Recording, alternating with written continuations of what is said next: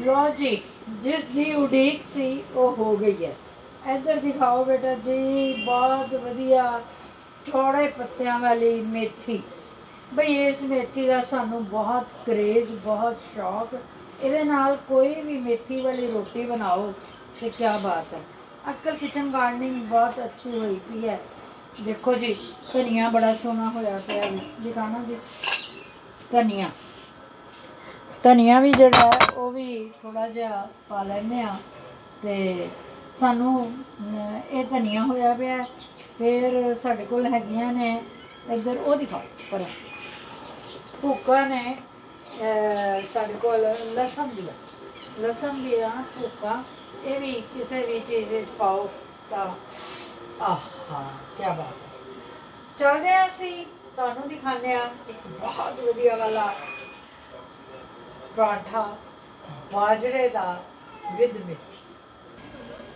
हरे पत्तियां दियां सब्जियां जो ਤੁਹਾਨੂੰ ਇਸਨੂੰ ਇਸ ਤਰ੍ਹਾਂ ਕਰਕੇ ਛੱਡ ਰਹਿਣਾ ਚਾਹੀਦਾ ਹੈ। ਰੋਟੀ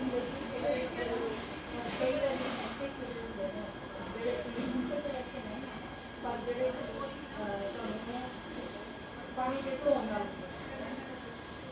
ਇਹਨਾਂ ਦੇ ਵੈਸੇ ਘੱਟ ਹੀ ਮਿੱਟੀ ਹੈ ਨਾ ਤੁਸੀਂ ਨਾਲ ਹੀ ਦੇਖ ਕੇ ਕੰਮ पर फिर भी चलो अपना रोटी खाने बाजरे का आटा से तो बाजरे का तो बहुत मशहूर है।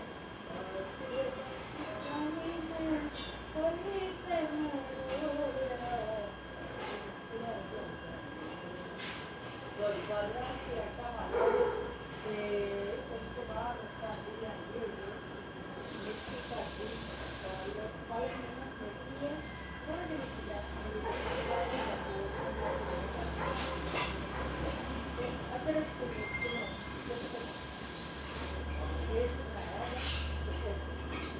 नमक थोड़े स्वाद अनुसार मिर्चा मेरे स्वाद अनुसार मसाला जिसको लीजिए तो पानी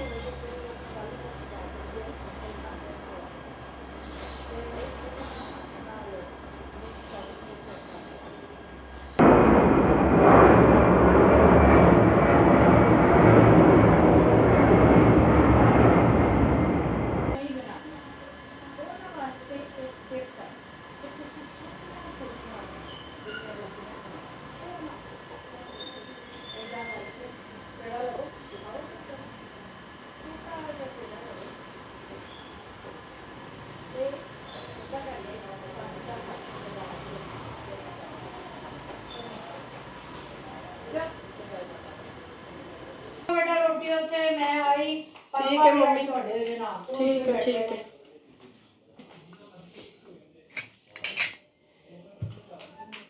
आ जाओ तुसी फिर मैं आई बच्चे आई 2 मिनट ठीक है। मैं क्या उत्ते और पावां ना रोटियां ठीक है। आ जाओ वेटिंग आ रही है।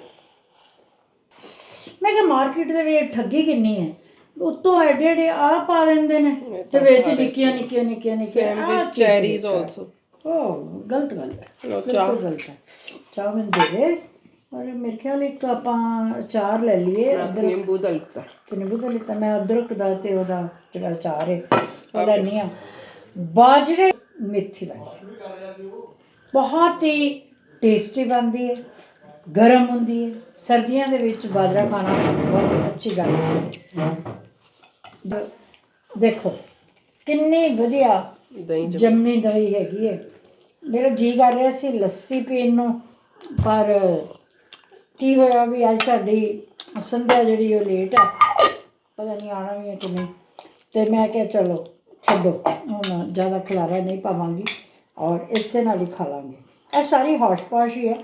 ਅੰਕਲ ਜੀ ਦਾ ਹੁਣ ਪਤਾ ਲੱਗਾ ਦੱਸਦਾ ਸੀ ਉਹਨਾਂ ਨੇ ਸਵੇਰੇ ਵੀ ਮੈਂ ਨਹਾਇਆ ਨਹੀਂ ਹਾਂ ਪਰ ਮੈਂ ਗਈ ਭੁੱਲ। ਮੈਂ ਤਾਂ ਉਹਨਾਂ ਦਾ ਹਰ ਚੀਜ਼ ਬਣਾ ਛੱਡੀ। कैसी लग रही रोटी तेन बाजी? नाइस। मैं फुलका बरता के नहीं तू गल कर रही मिलट सी। ए मिलट है ना, मैं यही पूछना। मिलट आजकल ना बड़े पॉपुलर है। हाँ, अलग-अलग टाइप से भी हैं एंड इट दे से कि ਇਹਦੇ ਬਹੁਤ ਸਾਰੇ ਬੈਨੀਫਿਟਸ ਵੀ हैं। फाइबर बहुत ज़्यादा ਹੁੰਦਾ, ग्लूटेन ਘੱਟ ਹੁੰਦਾ ਤੇ ਸਰਦੀਆਂ 'ਚ ਬਾਜਰੇ ਦੀ ਰੋਟੀ इज़ वेरी गुड।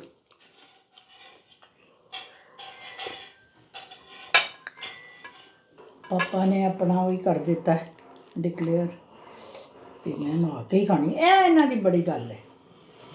ਜਦੋਂ ਜਿਹਨੂੰ ਬਹੁਤ ਲੇਟ ਨਹਾਉਂਦੇ ਹੁੰਦੇ ਸੀ ਨਾ 11-12 ਵਜੇ, ਤਾਂ ਹੀ ਸਾਰਾ ਦਿਨ ਆਹੀ ਡਰਾਮਾ ਹੁੰਦਾ ਸੀ, ਮੈਂ ਨਹਾ ਖਾਊਂਗਾ, ਮੈਂ ਨਹਾ ਖਾਊਂਗਾ।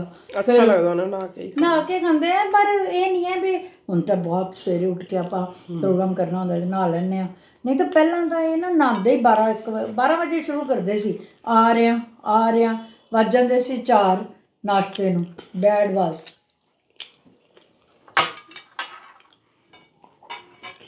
ਅਚਾਰ ਵੀ ਬਹੁਤ ਟੇਸਟੀ ਹੈ। ਮੈਨੂੰ ਤਾਂ ਛਿਲਕਿਆਂ ਵਾਲਾ ਅਚਾਰ ਹੀ ਬਹੁਤ ਟੇਸਟੀ ਹੈ। ਅੱਛਾ ਲੱਗ ਰਿਹਾ। ਪਿਛਲੇ ਸਾਲ ਪਾਇਆ ਸੀ ਨਾ। ਸਾਲ 2 ਅਸੀਂ ਕੀ ਕਰਦੇ ਹਾਂ ਵਿੱਚ ਪਾਈ ਜਾਂਦੇ ਨਾ। ਰੋਜ਼ ਤੇ ਅਸੀਂ 3-4-5 ਨਿੰਬੂ ਤਾਂ ਵਰਤਦੇ ਹੀ ਹਾਂ, ਪਾਈਆ ਲਗਾ ਲਓ। ਅਤੇ ਮੈਂ ਵੱਡਾ ਸਾਰਾ, ਸਾਡੇ ਬੀਜੀ ਜਿਹੜੇ ਆ ਤੇਰੀ ਦਾਦੀ, ਉਹ ਤਾਂ ਐਡਾ ਵੱਡਾ ਨਾ ਕੀ ਕਹਿੰਦੇ ਹੁੰਦੇ ਸੀ ਉਹਨੂੰ, ਮਿੱਟੀ ਦੇ ਨੂੰ ਘੜਾ ਹੁੰਦਾ ਨਾ, ਇੱਕ ਤੌੜਾ ਵੱਡਾ ਸਾਰਾ, ਉਹਨਾਂ ਨੇ ਉਹਦੇ ਵਿੱਚ ਗੁੜ ਸਿੱਟ ਦੇਣਾ, ਜਵੈਣ ਸਿੱਟ ਦੇਣੀ, ਨਮਕ ਸਿੱਟ ਦੇਣਾ, ਅਤੇ ਇੱਕ ਚੁੱਲ੍ਹਾ ਸੀ ਜਿਹਨੂੰ ਬਾਲਦੇ ਨਹੀਂ ਸਨ ਬਹੁਤਾ, ਉੱਥੇ ਰੱਖ ਛੱਡਦੇ, ਉਹਦੇ ਵਿੱਚ ਉਹ ਛਿਲਕੇ ਰੋਜ਼ ਪਾਈ ਜਾਂਦੇ, ਉਹ ਹੋ ਜਾਂਦਾ ਬੜਾ ਵਧੀਆ ਅਚਾਰ। ਇਹ ਮੈਂ ਵੀ ਇੰਝ ਕਰਦੀ ਹਾਂ, ਉਹਦੇ ਵਿੱਚ ਪਾ ਦਿੰਦੀ ਹਾਂ ਇੱਕ ਵਾਰੀ ਪਾ ਦਿੰਦੇ। ਹਾਂ ਠੀਕ ਹੈ। ਅੰਕਲ ਨੇ ਨਹਾਉਣਾ ਸੀ। ਟੇਸਟੀ ਬਣੀ ਰੋਟੀ ਬੜੀ ਸਵਾਦ ਹੈ। ਦੇਖੋ ਇਹ ਅੱਜ ਕੱਲ੍ਹ ਪਤਾ ਨਹੀਂ ਕਿਵੇਂ ਆਟਾ ਜਿਹੜਾ ਆਉਂਦਾ, ਅਸੀਂ ਖੈਰ ਕੋਈ ਬ੍ਰਾਂਡ ਦਾ ਹੀ ਲਿਆਂਦਾ ਸੀ। ਅੱਜ ਕੱਲ੍ਹ ਉਵੇਂ ਸਖਤ ਨਹੀਂ ਹੁੰਦੀ ਸੀਮੈਂਟ ਵਰਗੀ, ਹੈ ਨਾ। ਖਾਈ ਜਾ ਰਹੀ। ਇੱਕ ਅਸੀਂ ਇਹਦੇ ਵਿੱਚ ਜਿਹੜੀ ਆ ਮੇਥੀ ਮੂਥੀ ਪਾ ਲਈ ਹੈ ਨਾ, ਉਹ ਬੜੀ ਅੱਛੀ ਲੱਗਦੀ ਹੈ। ਅੱਜ ਤੁਸੀਂ ਸਾਡੀ ਨੋਕ ਝੋਕ ਨੂੰ ਮਿਸ ਕਰੋਗੇ, ਕਿਉਂਕਿ ਅੰਕਲ ਤਾਂ ਹੈ ਨਹੀਂ, ਅਤੇ ਮੈਂ ਤੇ ਜਿਹਨੂੰ ਤਾਂ ਨੋਕ ਝੋਕ ਕਰਦੇ ਨਹੀਂ, ਅਸੀਂ ਤਾਂ ਵਿਦ ਲਵ ਰਹਿੰਦੇ ਹਾਂ। ਸੋ ਮਚ ਥੈਂਕਸ ਜੁੜਨ ਵਾਸਤੇ।